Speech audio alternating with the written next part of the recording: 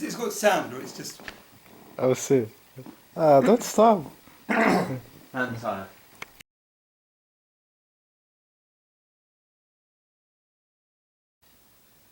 What I'm interested in is to go through again the issues on teaching a teacher to teach the very first lessons to a student. It can't be done whilst you're teaching a child at the beginning unless the child is a genius. Because there are too many complications and actual issues which most teachers don't confront, which is that it's physically impossible in the bow arm to change a bow without there being silence in between. If you have a so-called perfect bow change, then it's because there's reverberation in the room which is maintaining the sound, but when you stop the bow, the string will stop vibrating and there will be a split-second silence. If you don't hear the silence, I repeat, it's not because the string hasn't stopped, because by the laws of physics the string has to stop momentarily, which means there has to be silence. The sound is coming from reverberation, which is not the same thing. So the art of having a perfect bow change, first of all, is to understand that there is no such thing as a perfect bow change, but there is such a thing as a perfect slowing down of the bow to silence, and then maintaining stop beautifully, and having maintained stop beautifully, to start on the other side a new bow stroke very smoothly without there being either a martelé click or a jerk. So, in this very first scale, which I've called climbing the D major scale for crotchets, I'm playing deliberately quicker. There are several stages which precede that. We're adding fingers now. It's not only open strings. The primary rule of the left hand, which is also not taught, and children wouldn't practice it even though they were taught it, even though it was taught by Leopold Auer in the old days, and that is that the left fingers must precede the bow stroke. Why are you sitting down? So that we don't want there to be a perfect coordination of left fingers with the bow arm. Coordination doesn't work in that way on the violin. The left fingers must always precede the bow movement, so that the bow thinks it is playing open strings all the time. I'm going to give an example and then you'll understand.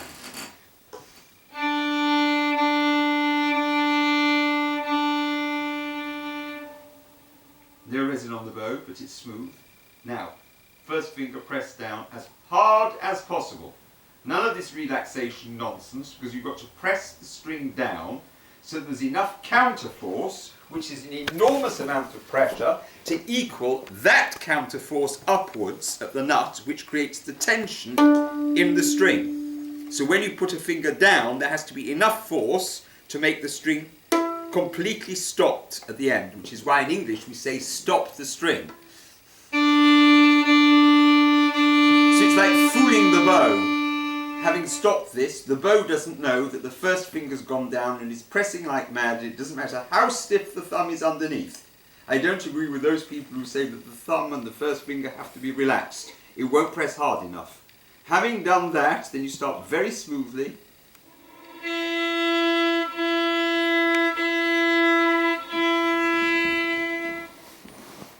Second finger down, pressing like mad. I'm sorry that there's no resin on the bow. And to stop the bow, notice that I'm turning the bow slightly towards the A string. So the point of the bow is doing that. And that comes from pressing or depressing the little finger, virtually to the A string. Now I'm going literally to the A string because we're changing string. There's a scratch, I apologise. Watch, I'm turning to the E string to stop the bow. You can't just stop there, otherwise you'll get a martelé scratch. So the issues are extremely complex right from the beginning. It's easy to do that. It's one of the reasons I'm against the Suzuki system. What they do.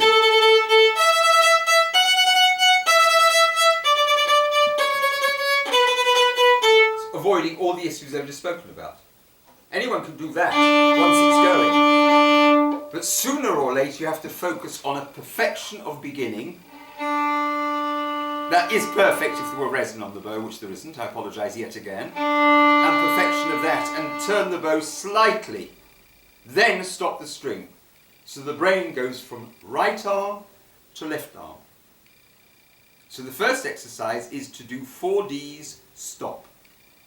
Then stop the string, pressing like mad, and then do 4 E's, starting beautifully on the first one and stopping on the fourth. Let's see how you got on with that.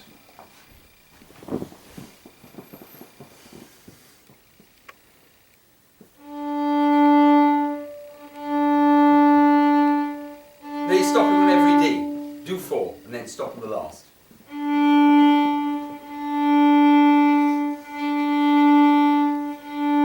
Now you're stopping on the end of every bow stroke. Just do la, la, la, la, stop. Yes. And rest on the string when you're finished.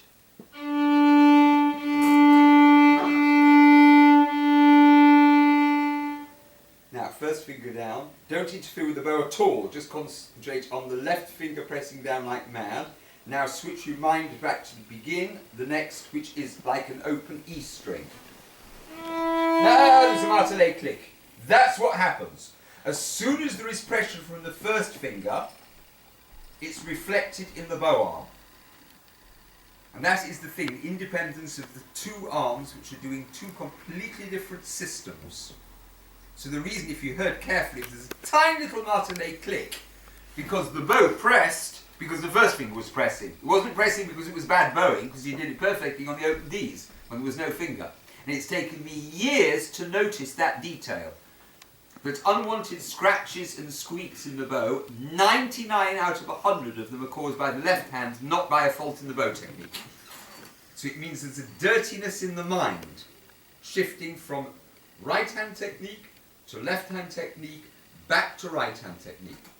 And these are preliminary phases, because obviously when you're playing a piece of music, it looks as if it's coordinated.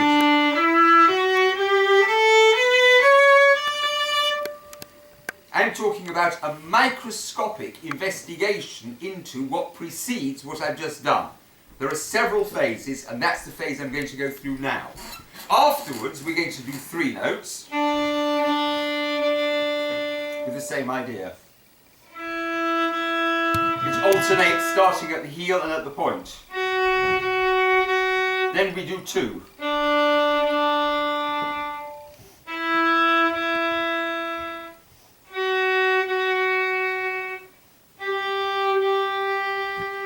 The answer to the question, why are you doing 4, then 3, then 2, then 1, with pauses between, the answer is that the mind has to react sooner and sooner in the exercise. The last one is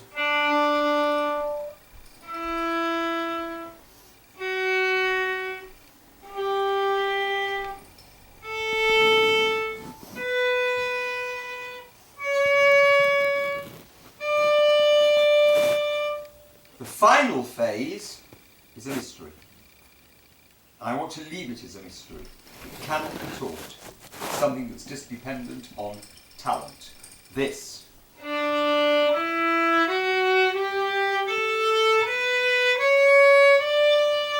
I don't know what I'm doing. I cannot analyse what I'm doing. I've tried. But I know that I've practiced for years and years and years that the left finger precedes the bow arm, and then I just let go and hope for the best. I don't think you can analyse the final phase, but you can analyse the previous phases in order to maximise success when you let go and go into what I call talent, which is you can either do it or you can't do it. But this is just bad violin playing. I'm not thinking of a crotchet rhythm going da da da da da da da da and both arms simultaneously going this way. I'm going ga la la la la la la and that one going la la la la la. No. There's still a remnant of the idea that the left finger precedes the bow arm. And that can be practiced in the manner I'm doing. So can you go back please and do 4 crotchets and stop beautifully? Press the first finger down, extremely pressed. Extremely pressed. I don't care if you get backache, shoulder ache. Press like mad. The more you press and the more agony you're in the whole of your left side of the body, the better, because then you can focus on the bow arm must be balanced to perfection. I'm going to press like mad now. Absolutely press like mad. Here, like really bad violin playing, but this can still be done perfectly. Rest the bow, balance it. No, you didn't rest the bottom of the string. Rest it and balance it towards the A string.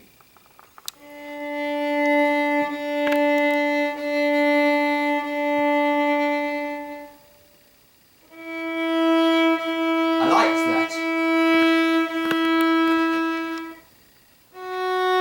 You're starting too soon. I don't trust you that you can change from one side to the other so quickly. Just pause.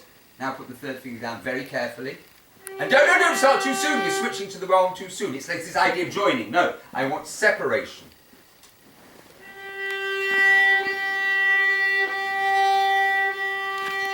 Slow down. There should be a better diminuendo here. Yes. Slow down and control that. Doesn't matter if there's a hairy noise if you've got no resin on the bow either. It's another issue. You haven't. Your bow hair is better than mine. You didn't slow down. You did a sudden stop. So there's a tiny I'm slowing down to stop. I'm doing that. And if you look at the point of the bow, my point of the bow hooks about 1 inch.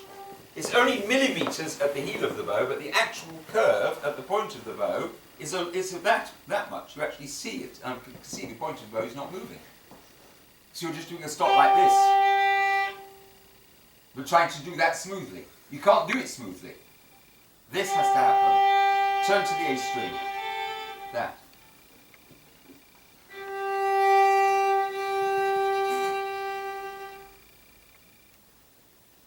Yes? Well then go to the A string and then continue to the top. Now very slow. That's a good mistake. Let it judder. I don't mind if it judders. It's called the good mistake. Slow down, go right to the slow. You haven't hooked the bow. Yes, to the E string. If a student does what the teacher requires, which is I want you to turn like that, and there's little judderings in it, I call that a good mistake. The students are ashamed of it. The reason why it's a good mistake is that actually the student has done what the teacher asked, which is move towards the E string. So it doesn't matter if the first few times there's juddering. The concept of a good mistake I don't think has ever been mentioned before, that as a pupil makes progress, very often it sounds audibly worse than what they did preceding that. And it doesn't matter, it's a good mistake.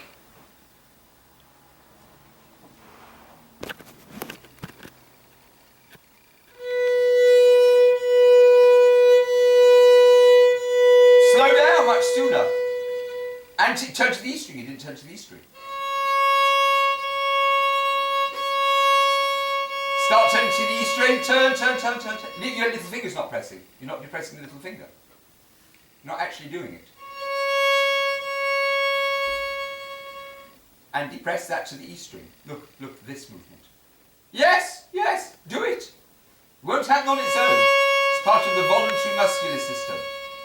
Yes, allow for the juddering, I don't care about the juddering. It started too soon. You hadn't been pressing your third finger down like mad.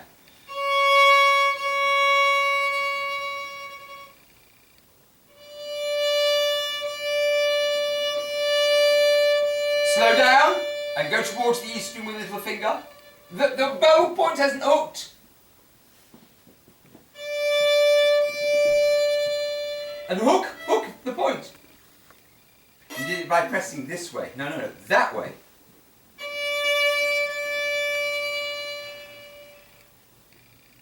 Now, for those of you who followed the interview I had with Haendel in Miami last year, which goes on for 3 hours, you will see the issues we discussed. Handel's opinion is that talent is born, you've either got it or you haven't got it. My opinion is that there are some talents which are latent and they can be developed, and it needs good teaching. The first issue in good teaching is it can't be done in childhood, because no child aged 6 in a Western democracy could take the lesson I've just given now. This student, Catherine, is an adult, and she wants it because she wants to start teaching young children. So because she wants it, I can interrupt, I can shout, because her intellect is fully developed. If you're actually doing it with a 6-year-old child, you've just got to let them play badly and postpone the work till later.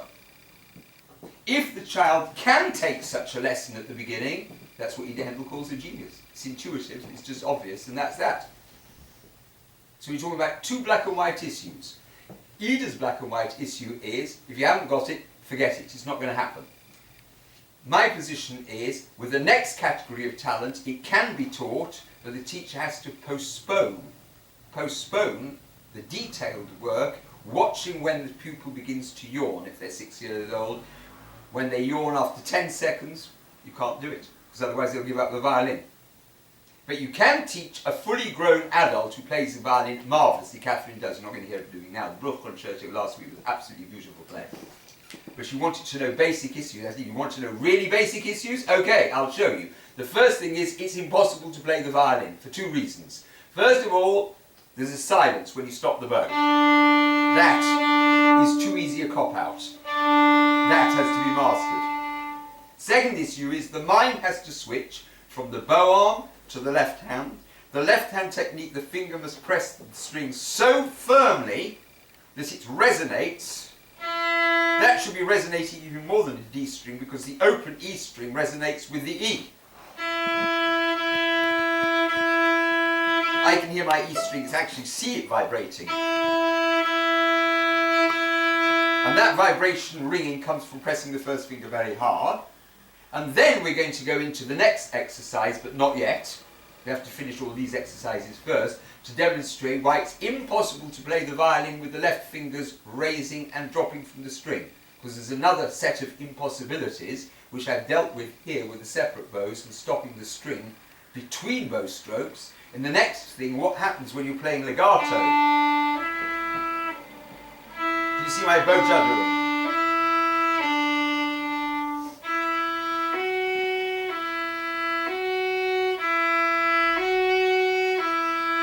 Actually impossible to raise and drop a finger on the string without it disturbing the bow.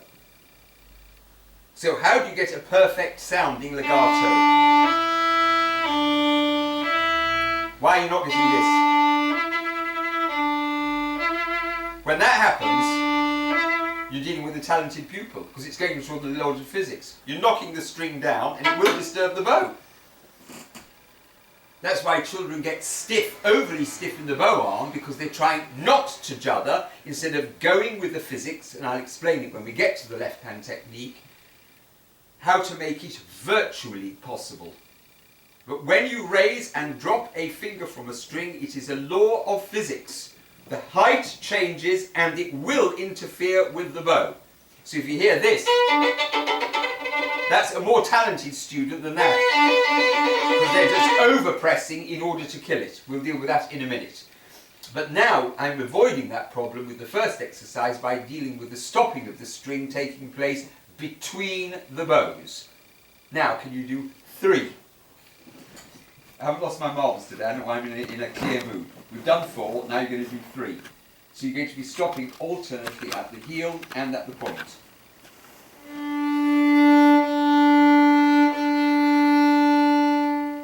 Now, when you stop at the point of the bow, you've got a click there. You've got to go towards the G string, which means hooking up. Watch to stop this. Look what's happening. The whole hand is hooking up towards the G string.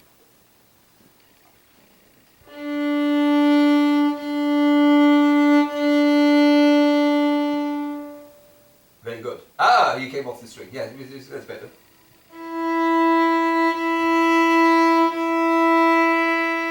Slow down, and go turn. You haven't turned to the A string with the little finger. So you can't expect your student to do it if you're not doing it.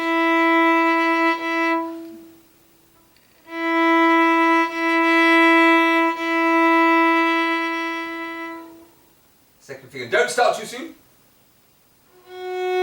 Very good, much better, yes.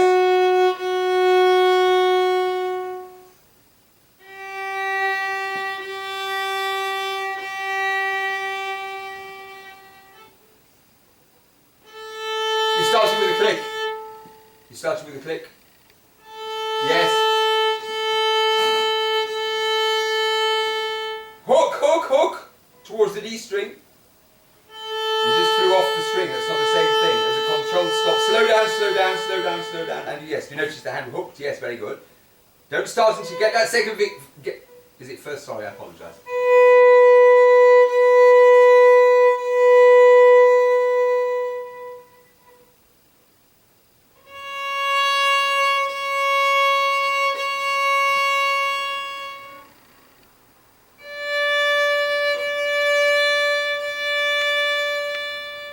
Very good, it's much better. I can trust you to do it much more. I'm now going to have a cigar celebration. I can trust you, you've got it. Always be honest for a teacher with yourself, even if you lie to the pupil. I've lost concentration, so I'm having a cigar. I've also got an email, I want to check it. Be honest. Don't expect pupils to concentrate. Observe, first of all, not you, you're the student. You can't lose concentration. I can, and I do. The reason why I'm smoking this cigar, because I've lost concentration and I'm admitting I've lost concentration, is I want to demonstrate that teachers need to be honest with themselves. Can't expect students to have concentration when they themselves don't. And I concentrated very well for about 5 or 10 minutes then. That's good enough for a Westerner nowadays. Anything else is fake. I want this cigar and I'm enjoying it. So I'm unemployable in an institution, and I'm pleased about that because I'm very against professionalism, I repeat. Professionalism, I maintain, is envy-based. It starts off in a circus tent with someone like Yehudi Menuhin aged 3, or Ida Handel playing marvellously aged 3, and then all the other parents of children go, wow, I would like my child to play as well as that. That's nothing to do with violin playing or talent, that's to do with envy, not admiration. How do we do it? We ask the parents of the child, who is the teacher? Then they phone the teacher, and they expect that the teacher is going to produce the same results with their thick idiot child, because they can't take the fact that the genius is just a genius. And professionalism is born. Because into that you have teachers who go, yes, I am the teacher of this great, great talent. Please come with me and I will double and quadruple my fees. And I will also make your child into a great genius as well, which of course never happens. But what does happen is that the teacher managed to get some kind of fake good playing, and when that student fails, of course it's the fault of the student, in the teacher's opinion. In fact, the teacher had very, very little to do with it. You've got to acknowledge God. God decides who's got great talent, who hasn't got a great talent, and teachers need to be more modest. The same applies to the medical profession, it applies to the legal profession, it applies to every single profession. It started with envy. So now we have professionalism in every Western democracy, and no talent.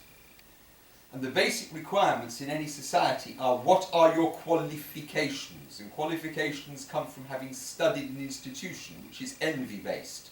I want to be rich, so I want to get a degree which is going to get me a good job. Now we're in crisis, there are no jobs at the end of university degrees.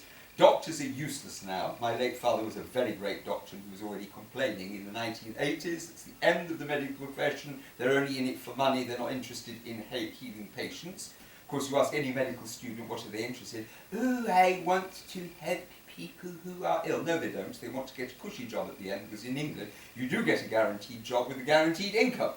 They're not interested in helping people, but they will lie. Of course they will lie. The same with violin teachers, the same with lawyers. No one is amateur. And one thing that's great about England is the amateur tradition, and the amateur tradition of England is the key to everything.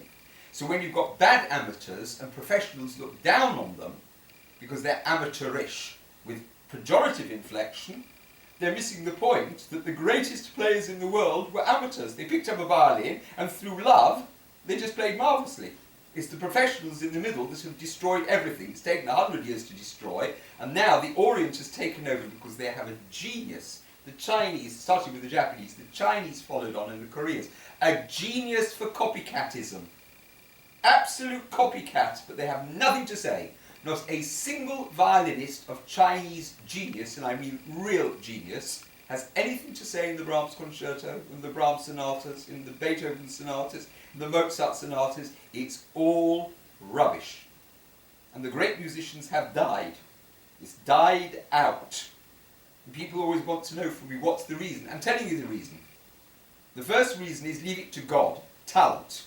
And talent doesn't mean gymnastic talent, because the Chinese have got much greater gifts of gymnastic talent than even Heifetz or Ida Haendel. But they have nothing whatever to say. In the middle of the last century, the Russians, the Soviet Russians, after the original Russian school of our and great ones, Yapolsky, the Soviets then half ruined it. And having half ruined it, it then went to America via Galamian and Delay, and now it's got completely ruined. So there is no one that's going to say anything at all on music. Everything I've said today so far is plain common sense, which is what Ida Handel and I were talking about for 3 hours. Plain common sense. If you don't stop the string perfectly with your finger, there will be a blemish somewhere, either in the bow arm, or in the raising or dropping of the thing, which, as Ida Handel says, is a crime against the composer. It is your job to play the Brahms concerto. So if the first thing you do is this, you haven't put the third finger down clean enough, you'll hear a little, instead of,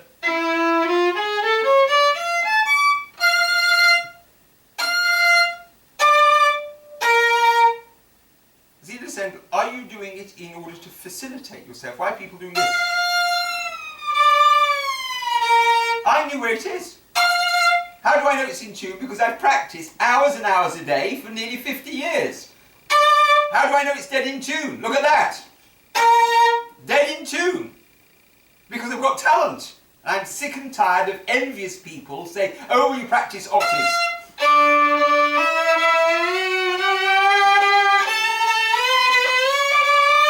Very good. Now improve it.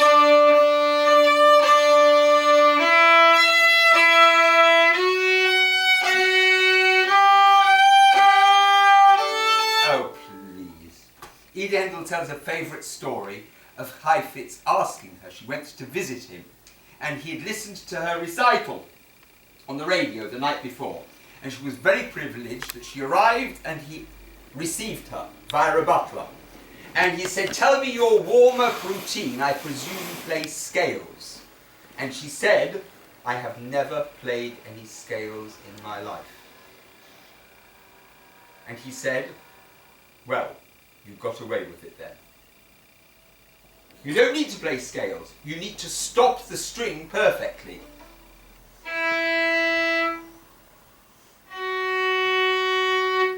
you hear the purity of that? Not this. Right. Can you go through this, please, and then we'll go on to the legato, and then I'll... Has my cigar gone out? Cigar is my inspiration. People are against smoking. I'm not against smoking, actually.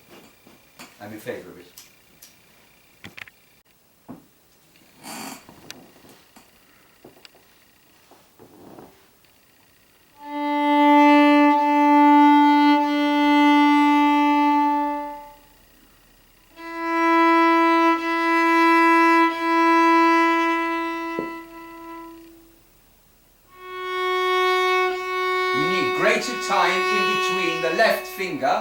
And the beginning of the bow stroke. Switch back to the bow. No, it's linked to the left finger. You need to switch off left hand, focus on right hand. Alternating. Third finger down. Don't start until you're ready, focusing on the tip of the bow. Very good. Slow down, and go to the end.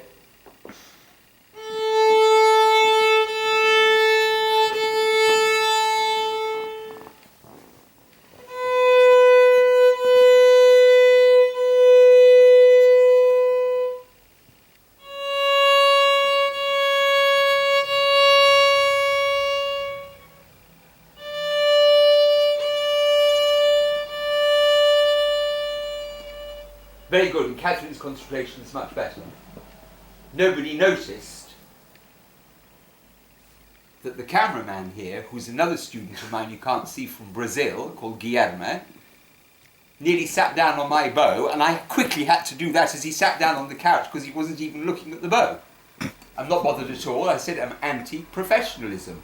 He's not a professional camera. The camera is shaking. Tough! If you're watching this on YouTube, we're not interested in the quality of the camera work. His name is not Spielberg. He's a violin student. It doesn't matter if the camera is shaking. It doesn't matter if the audibility is not perfect, because the important thing is the communication. That's what this video is about. It's not about being professional. People say, oh, I've seen your videos. You need to have someone do them professionally. What for? I've seen hundreds and hundreds of professional videos, and the people have nothing to say whatsoever. This is absolute rubbish. And he's so amateurish that he nearly sat on my bow and smashed it, but I saved it. That's the thing about an amateur, because I love my bow, and I'm watching Catherine, and I can see out of the corner of my eye he's moving down, he's sitting down, and I grab the bow, and that won't be on the camera. Sorry, Now, guys. Thank you for saying sorry, but that's already a good student. An amateur. I don't want professionalism. So what's wrong with the world? And what are you going to do now? 2. Which means you've got to be alert every 2 notes. It's sooner. The brain has to switch its instructions sooner.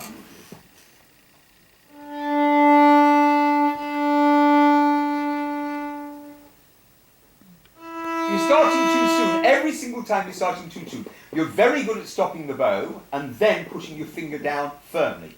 Having done that, the moment the finger's down, you're gung-ho ready to play with the bow. It's leaking too soon in the bow. That's what everyone is doing, because for years and years everyone is doing this. As soon as the finger goes down, do it. No, train the mind to stay very calm. Finger down, and do not play. I can wait half an hour, I'm as cool as a cucumber. Now thinking bow arm. Little finger on the bow, ready to release the bow arm. Because I've switched my brain. Can you hear that? Pure amateur. No resin on the bow whatsoever. I tried putting powdered resin on, it's been done very cheaply, I apologise. Doesn't matter. When I'm a multi-millionaire, I'll get a decent, luthier who'll do the bow hair properly, instead of English amateurish. I'm very often against the English for their amateurishness. But I don't want to replace it with professional. Amateurishness has to be replaced with proper amateur, someone who can change bow hair properly and put on the powdered hair properly, instead of me rubbing all the little things off. Forgot what they're called, beginning with F. You know, on bow hair, if it was proper horse hair, there are thousands and thousands of little hooks. And the resin makes them stick up, and it's those hooks. I forgot what the word is. Just forgot the word. Ferrule. Is it a ferrule? Can't think of the word. And resin, if it's done lightly, makes them all sticky and stick up. If you over-resin, you flatten them down and rub them off, so there's even less. The only thing that's pulling the string is the resin, the powder, which goes out like smoke in your face. So I don't like putting resin on. In fact, I don't think I've got any resin. Let's look at this. I'm so amateurish, I've got this cheap glass here. Yeah, anyway, go on now. You're going to do 2 and do it properly.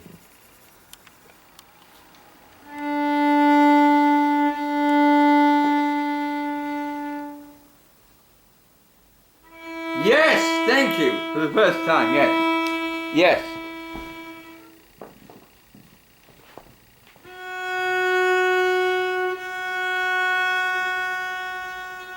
Just drop cigar smoke on the violin. How do you like that?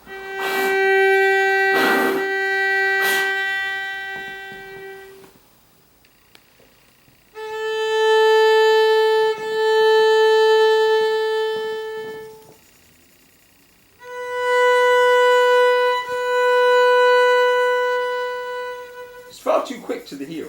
I can slow down. Slow down, slow down. Yeah.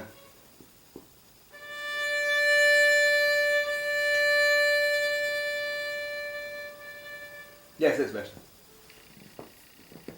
Another thing that's very important, from my opinion, I think that the teacher should always play less well than the students. People who watch my videos know my intonation is no good. I watched it, it's horrific, I apologise. It should be better. But on the other hand, I'm very strict. If I've got pupils playing in public, I make sure the intonation is much better. I don't want a student to be in competition with me. A teacher is completely different. I don't think a teacher should necessarily be a great player. It overwhelms the student. It's very good for the student to hear that the teacher's, for instance, got a bow that doesn't work. Catherine's resin is much better than mine. That I've dropped cigar on the... I don't like this pomposity that the teacher is like this. There's a pseudo-relationship that takes place instead of a real relationship. The work is being done on Catherine. My demonstration was perfect. In that sense, it was better than Catherine. That's why I'm teaching her and she's not teaching me. But the actual playing result, the student should play better than the teacher. Not the other way around, otherwise you perpetuate dependence of the student on the teacher. They never get independent. It's working at the heel, but you can hear it's going off. I can't resonate this, and now it's going to smoke. Anyway, I've tried. It's another thing. Someone who's amateur is always willing to try and fail. Nothing wrong with failure. Oh. Right, so now you're going to do one. One per note. And then we're going to go on to the mind-boggling stuff, because it's absolutely mind-boggling. It's common sense, the left finger stopping, everyone will be shocked. They won't have even thought of it.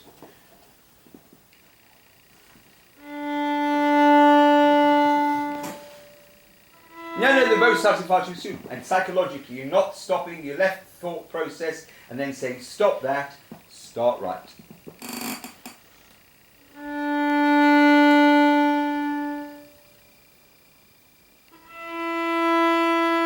Can you feel you hate it?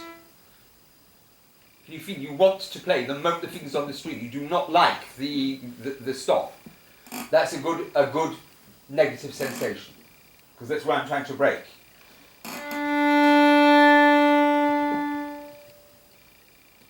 Yes, I heard the calmness in you.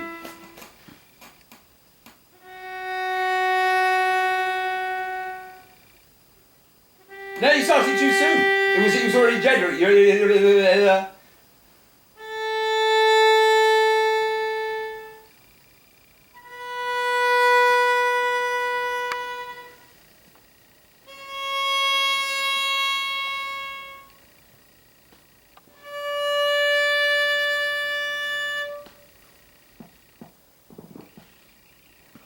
Now, try and play what's printed there and forget everything we've done.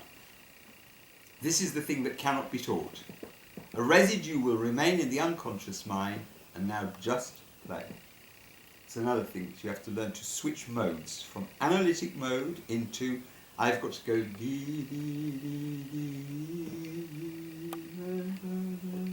as smoothly as possible, and don't think about anything very much.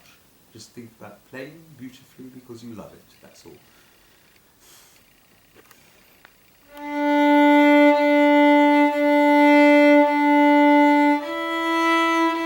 Perfect! Not perfect. Doesn't matter though. Yes, it's okay. Perfect! Not perfect.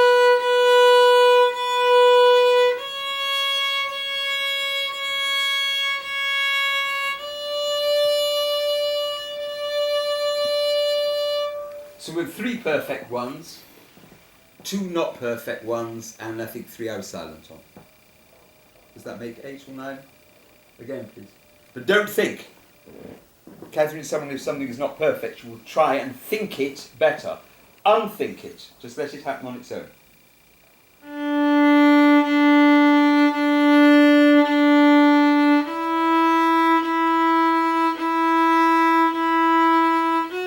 That one was no, but why is E fine and F sharp isn't? I'm curious.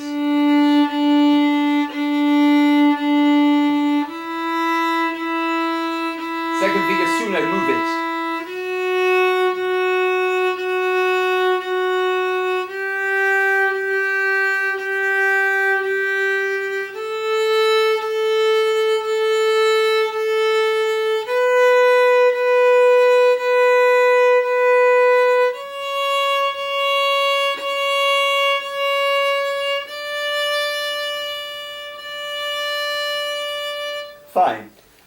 So now, this is from my book called Violin Playtime Studies. I produced it, I don't know, 20 odd years ago. No, 30 odd years ago. And I've been teaching it for years and years, and I thought I'd broken down to fairly easy steps after the initial lessons. The initial lessons is a whole series of videos. I would have to demonstrate with the child, and we'll leave that for now. And I suddenly realised that this next one, which I called Seesaw,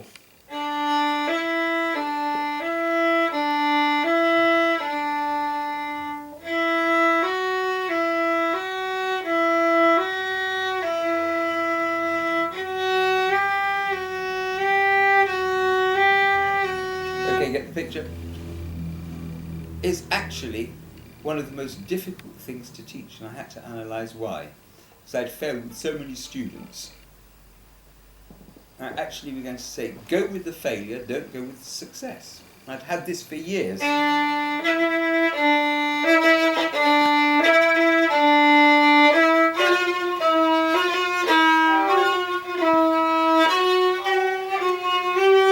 I'm not exaggerating. To those who are professional, in England, that's the kind of basic, normal school teaching. So what do? You talk about the intonation, you talk about the intonation, you talk about the scrappy bowing, you talk about anything. But one thing I noticed that they all do is judder. And then one day I was working with an advanced student on the Brahms concerto, this.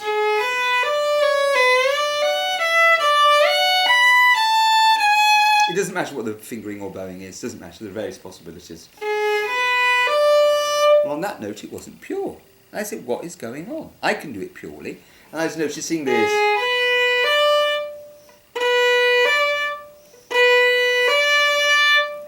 The first thing I noticed is that I'm pressing the bow more as the third finger bangs down.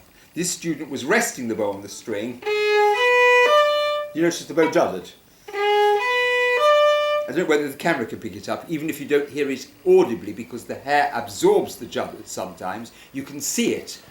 And I thought, wait a minute, that reminds me of this. And then I started watching the string. When he goes up and down, it's actually moving. So if it's actually moving, you would expect there to be a disturbance in the hair. And if there's a disturbance in the hair, you would expect there to be a disturbance audibly. It's plain common sense. It's laws of physics. At which point I suddenly realised that all those pupils playing like this they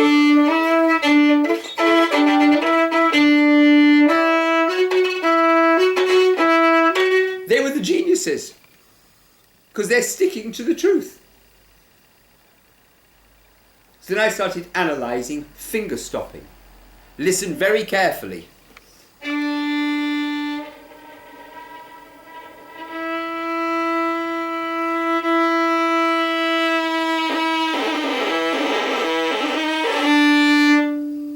That's the noise that happens as a finger descends and ascends from the fingerboard to the air, and from the air to the fingerboard.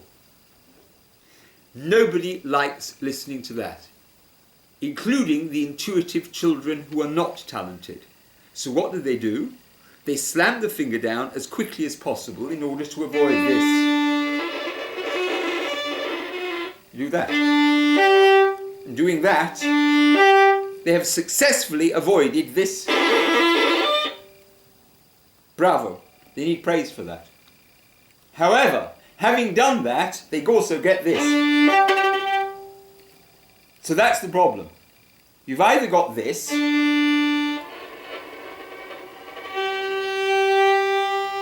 or this,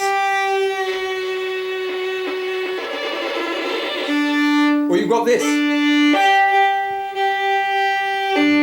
with juddering. Which would you choose? Be honest. You would choose the juddering. So in fact, when people are juddering with ascent and descent of finger, then they're cleverer than going through the scratch.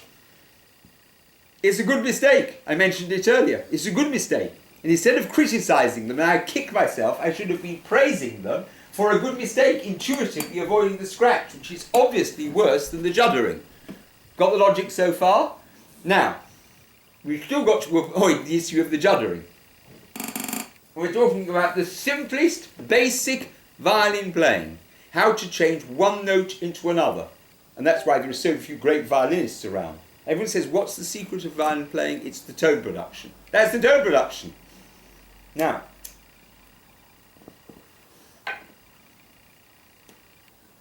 if you want to do something as quickly as possible, the instinct is to punch as quickly as possible. Look what happens if I punch this as quickly as possible. This is now a finger coming from the air. What's happened? It hits the leather, it goes down, and then what happens? It bangs back up again. So the string is juddering, and it causes the juddering in the bow. It's a wrong intuitive response. So to say you've got to stop the string as quickly as possible is only half the issue. Now, in English driving test, you have something called an emergency stop. And if you do that to the brakes, you fail your test, because you can go into a skid. The first thing you've got to do is make contact with the brake pedal, which means slow and gentle approach to it. And the moment you touch the string, then increase, accelerate as quickly as possible. Not accelerate as quickly as possible before and then punch it. Brake. What? Brake as quickly as possible. Having touched the brake pedal. Yeah.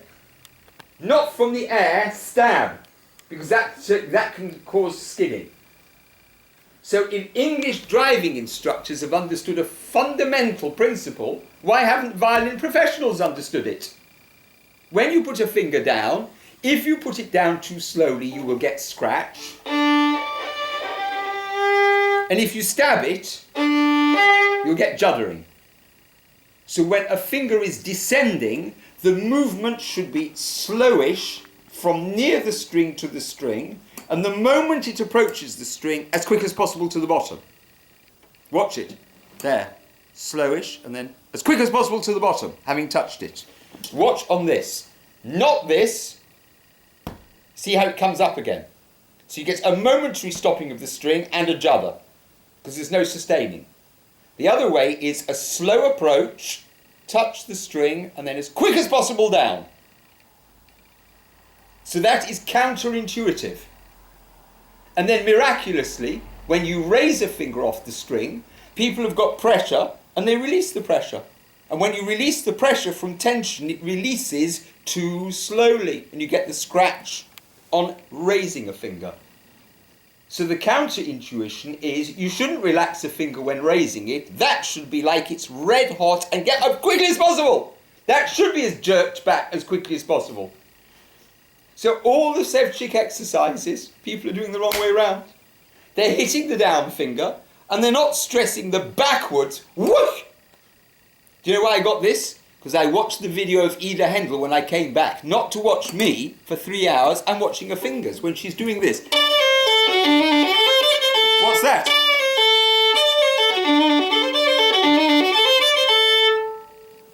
Sometimes she's raising so quickly, she's ramming the whole hand back. That. Otherwise you don't get a clean A. No. The muscles at the back of the finger are so weak.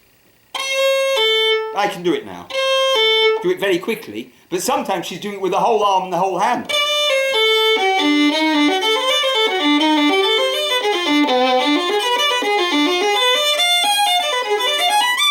To understand enough about violin playing, you see, actually my fingers are looking a bit like Ida's there. I'm actually getting it. I've understood the woman is just a genius, absolute genius. I told her about it afterwards. She said, if you say so. So I said, what do you mean? She said, I don't know what I'm doing. She has no idea what I'm doing. She said, it's intuitive. If you haven't got the talent, but I've worked out what it was. It took me a year. It's now a year since I was in Miami. It was October, now it's November 1 year later.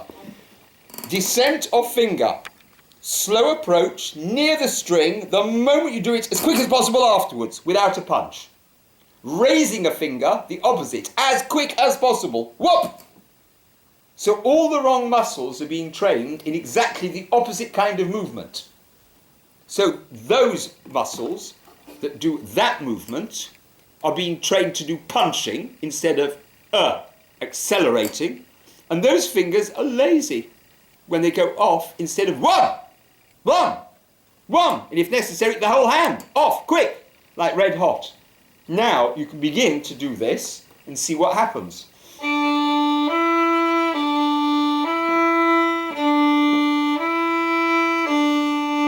If you do a huge, quick jerk raising the first finger, you may worry that you will get bow juddering because you're doing a huge jerk. But listen, there was no juddering.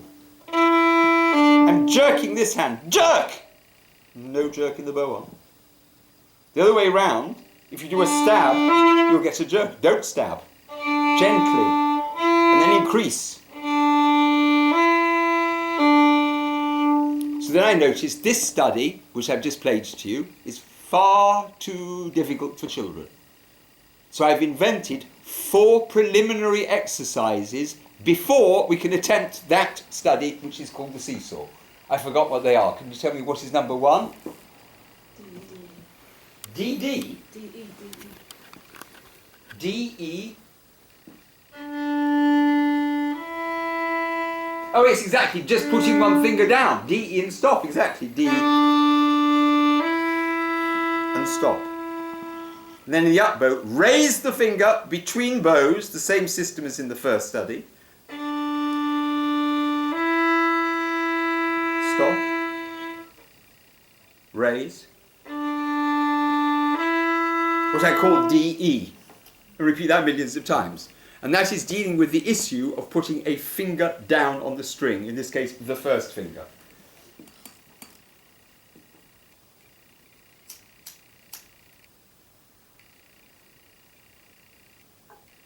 I'm waiting. That's an example of professionalism. Catherine was waiting for me to say go. I'm not a professional. I don't want any professionalism anywhere around here. I had a student who's just got first-class honours in a music degree in university, and he had to write an essay on his relationship with his professor of violin. So he said the violin lessons usually last between 6 and 8 hours. Start off with violin teacher, me, answering emails, telephone calls, making cups of coffee. I wonder if I can find it on my computer, it's hysterically funny. Spilling cigar ash and coffee stains all down the shirt, changing the shirt halfway through the lesson. And then he added, my teacher is extremely against professionalism. Because this university degree, they're trying to tighten up on professionalism, and they were squeezing the music completely out of the degree. There's just no music left. The only thing you have to do is, on the one hand, avoid plagiarism, but every essay you have to write is actually pure plagiarism. What you have to do is show source material for writing essays. So you say, X has written in his book, dated whatever it is, the following, in quotation marks, and they give you a whole list of how to do double quotation marks, single quotation marks, otherwise you lose marks, italics, capital letters, all of this professionalism nonsense, just to show that you've read the book. And when you put the quote down, that's plagiarism, isn't it? But plagiarism is forbidden. So then you put a couple of sentences of your own blah, blah, blah, and then link it together, and another person has done this, and you put another quotation mark, and at the bottom you do 1, 2, 3, 4 in tiny little letters saying quoted from this, to show that you've been to a library and opened a book. And then at the end of 3 years they give you a degree. So of course he got first class honours. How can you not get first class honours for that dishonesty? I can't understand. The whole world is completely mad. So when it gets to write the essay on the professor of violin, this student wrote the truth, and that is, a violin lesson is, here's the cigar, I've just flicked, you didn't see it off my trousers, off the violin, there's the cup of, where's the cup of coffee gone? That's already, the second cup of coffee's gone into the kitchen, forgot about it. And there, Catherine, I said, what are you doing? She's waiting for me to tell her to begin, like a student. Play! Interrupt me if I'm talking too much. Be unprofessional back. Interrupt me.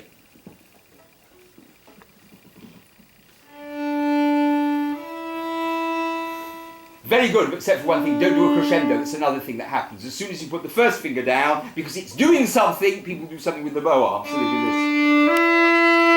this. You get an unwanted crescendo. Yes, fine if you want the crescendo, but not fine if you don't want the crescendo.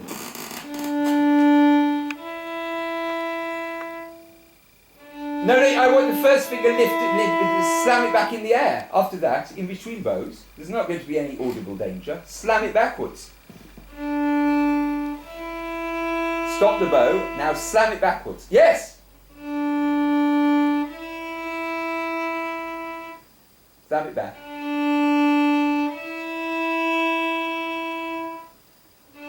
No, you didn't slam it back. It leaked back. The others were very good. Notice that when she slams her fingers back, she loses the handshake. Notice that all schools, Russian school, Galamian school, maintain handshake. You've got to have the handshake, handshake, handshake. Notice Ida Haendel, who's played with absolutely superb intonation for 60, 70 years. Her handshake is handshake. Just go and watch the video. Who cares? I asked her about handshake. She just said, this is what she did. Just went like that. Her intonation is intuitive. Intuitive, this. How did I know it was going to be a top A? 1, talent. 2, done it for 50 years. Can I do it again? This time I'm going to fail. Not bad. That's talent. For all of those who are envious, tough. I'm sick and tired of envy. And she said the same as well. Steer clear of people who are envious. Be careful of people who are envious. If you can do something you know you can do it, that's it. I just know where it is. So don't worry if you lose your hand shape. If you're intuitive, you'll find it again. So when she's doing this, I'm not worried that she's going to play the C natural from here that's going to be out of tune. A professional teacher will be very worried. This is F sharp C. I just know where it is. Please. If you didn't get that, familiarity with hundreds and hundreds and hundreds and hundreds of thousands of repetitions, and it will be in tune. Yes, your first finger again, please. When you finish the bow, just slam it backwards like red hot.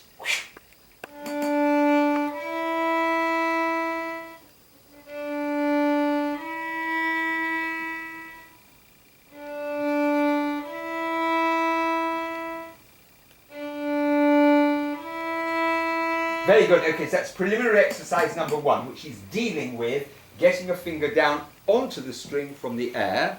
And the issue of raising the finger is not really dealt with in this preliminary exercise because it's being done between bows. What is preliminary exercise number 2? Raising the finger on the string. So wait a minute. Put the first finger down before playing. It's lazy and the bow juddered. Red hot release. No, jerk it. 1. Like Ida Haendel. Whole hand flashes backwards. Yes, and there's no sound. Exactly perfect. Audibility. No juddering.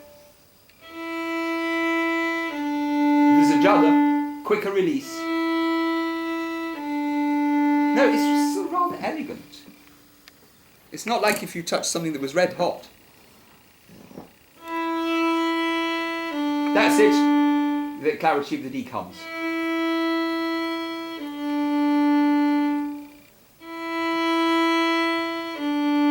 Okay, preliminary exercise number 3.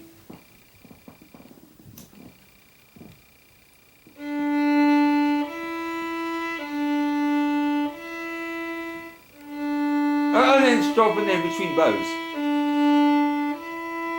So that's the first time you've got a finger, first finger, dropping and raising in the system I'm talking about, which is accelerated drop from near and absolutely maximum speed, red hot lightning raising in one bow stroke. When you get to the end of the down bow, stop. And then do the next bow.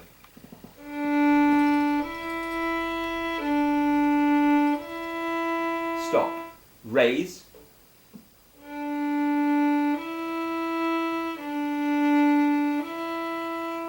Raise between bows, it's still the same system, that's it.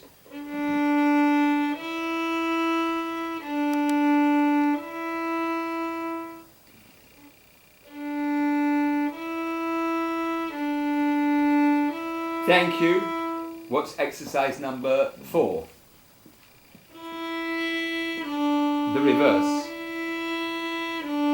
Put the finger down between bows.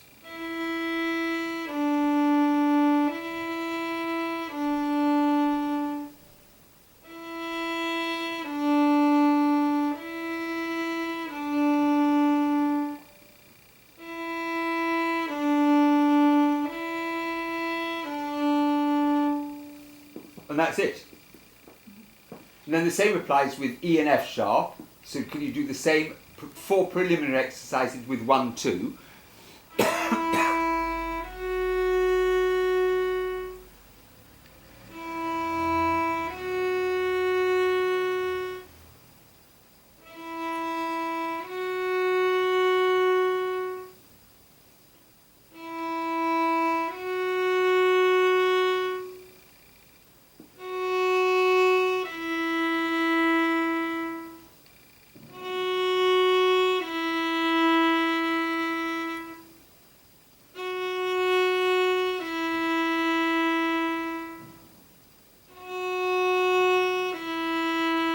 Okay, it's fine. I can see from your concentration you've got it now. So for those people who are watching this who are either adult students or adult teachers or any kind of adult player, I say that there is nothing else in violin technique other than this. Nothing else at all. Not double stops, nothing at all. There's a principle, and that is the string stopped? Is it being stopped? Or is it being unstopped? And it's easier to sort out the bow arm than the left arm, and all problems in the bow arm, in my opinion, are caused by faulty left hand development and faulty thinking. And the most important thing is omitted from this video. I apologise. How is this applicable to a 6-year-old beginner? I've already said it's not possible to teach a 6-year-old with the intensity I've just been through this because they haven't got the intellect. This is the creativity in teaching. What I've just done now is creative in the present, in the fact that it's gone on with a student of mine, another student who's actually lying down. Especially we haven't got the camera, showing how the cameraman is literally lying down while he's doing it. And that is the creativity of handling a lesson with a little boy or a little girl from a different culture, from a different background.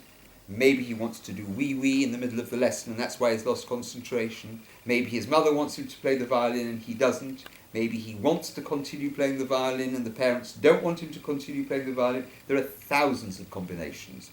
These are all to do with human relationships, and the teacher has to develop creativity in handling the material I've just exposed as it is applied specifically to a specific individual. So, to sum up, what are the most important ingredients? One is dosage. Most children have a concentration span nowadays of 0. So you have to be playing some kind of game with them. I bet you can't accelerate this in silence quickly. I bet you're going to punch it. I bet you're going to do that. You do it via negative psychology. So the child says, no, I can do it. And they go, do that.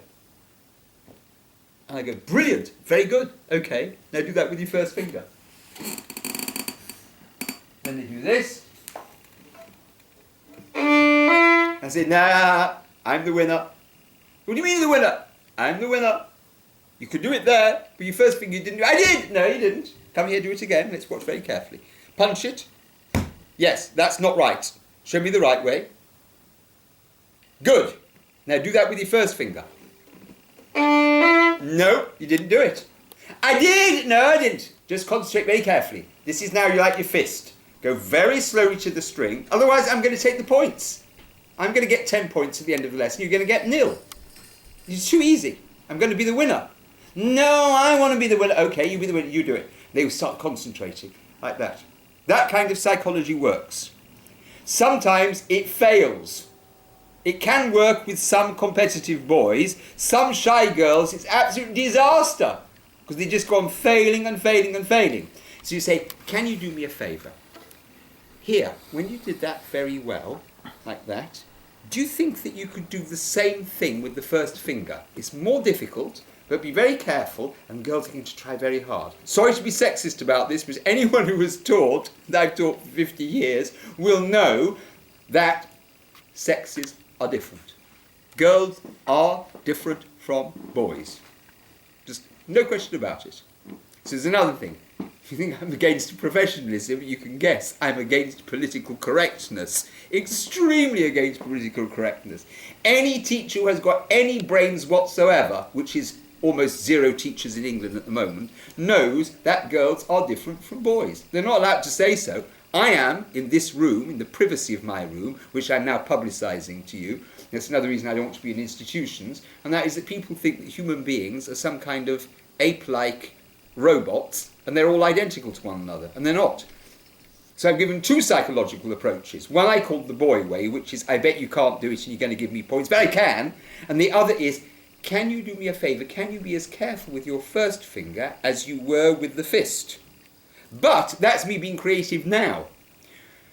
A teacher has to have talent as well. Handel confirmed it.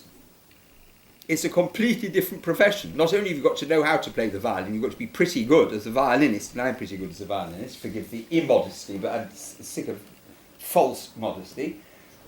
Teaching involves a direct live relationship with a human being who is aged 5 or 6, and remember, if you're a teacher, you were 5 or 6 once.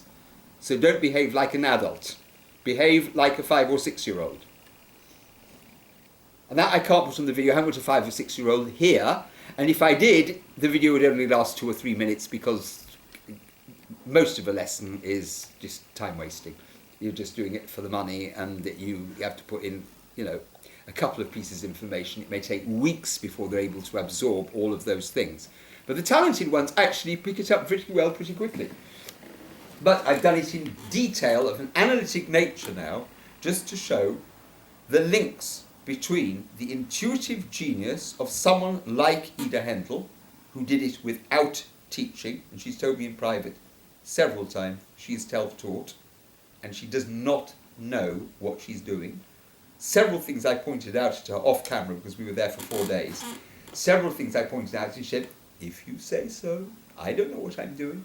There's no idea what she was doing. I'm watching all sorts of things she's doing. I'd love to go into the bow arm.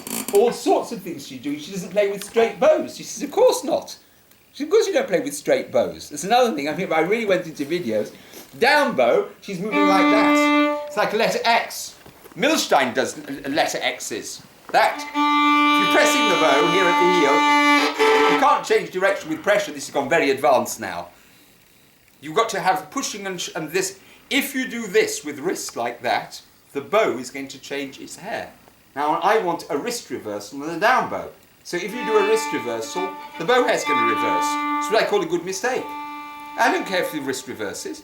If you then reverse the wrist on the up bow, reverse the hair. It's absolutely fine. I've got children doing that for years and years. Reversing the hair. Later, you can gradually keep the hair more or less flat. So wrist reversal on a down bow is going to make the hair go that way, backwards hair. And the other way, forwards hair on an up bow. The other thing I mentioned was the crisscross is for all sorts of reasons. Sometimes you do what I call a Norbert Breinin bow change. If you're running out of shoulder, don't change bow with the shoulder joints because you'll get a scratch. Use the elbow and vice versa.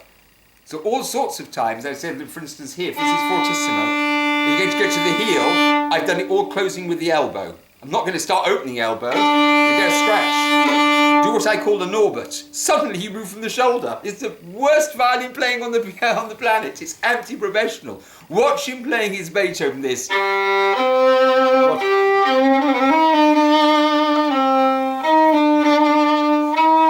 This is elbow, and then suddenly the shoulder goes.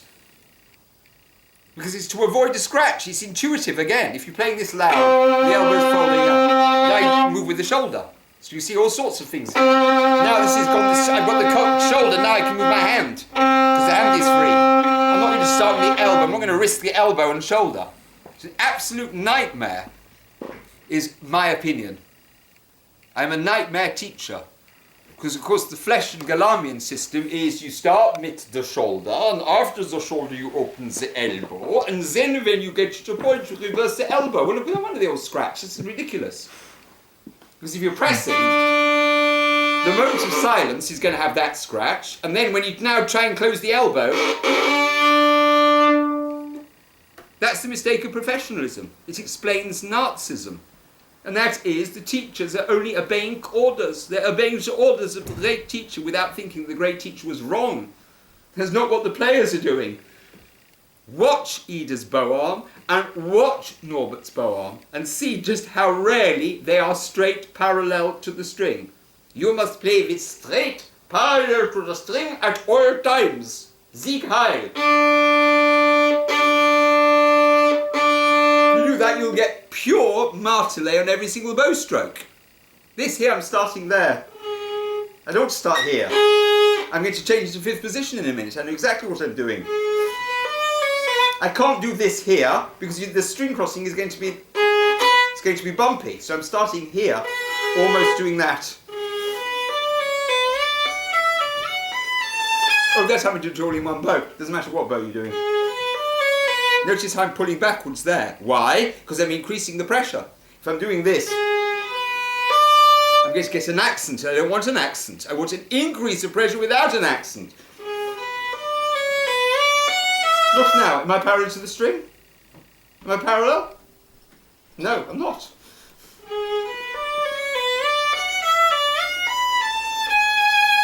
What did I do now?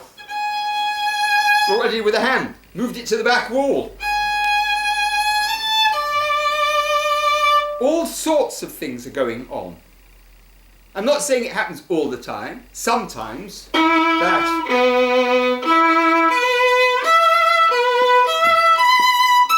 More or less parallel to the bridge, okay. But not all the time. Be careful, music is not to be kidnapped as an excuse for demonstrating that you can change bow parallel to the bridge. That's what the Chinese acrobatics are doing. That's not what music is about. Every note is changing. It's changing all the time. That's why I was staggered watching a video again of Ida Haendel, that her intonation is changing when she's doing this. She's doing different intonation on each time. This one. The second F sharp, I don't think she's playing as sharp the first time. This is sharp because it's come after the C natural. This time, I don't think it's sharp. Listen very carefully. She's playing, I said, you know, she's playing most notes are out of tune. She said, if you say so. So I said very carefully, not on tape. I said, listen very carefully. Are you doing it identically? And she said, of course not. She said, but it's intuitive. And another thing, I do it differently on every performance. It depends what mood I'm in. What I call aggregate intonation. If you played a couple of notes too sharp, then you better flatten them. Otherwise it's all going to sound sharp. But this, that's sharp, very flat, and now not so. And that one is flat. This is neutral. Sharp, flat, now flatter, and now flat, slightly flat. And then the D shines out again because you've had a flat C, not because you're playing louder.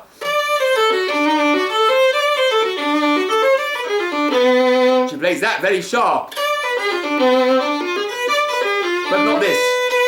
That's quite flat. Listen to the intonation, watch. Watch and listen. She said, it's very interesting you mention that. Heifetz was once asked, what is the secret of your tone? And he said, intonation. There you are, intonation. I've said it for years. So all of these professionals who make you play every single note dead in tune,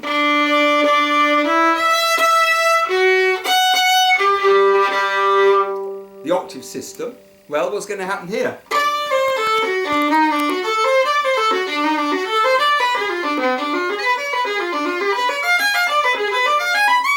Boring. Absolutely boring. It's not got the musical content of that. Flat. That's a very big tone. A flat C to a neutral D is a big distance. The first time it's falling. Now it's right. You want to hear that B very rich. I don't want a flat D there. I want this.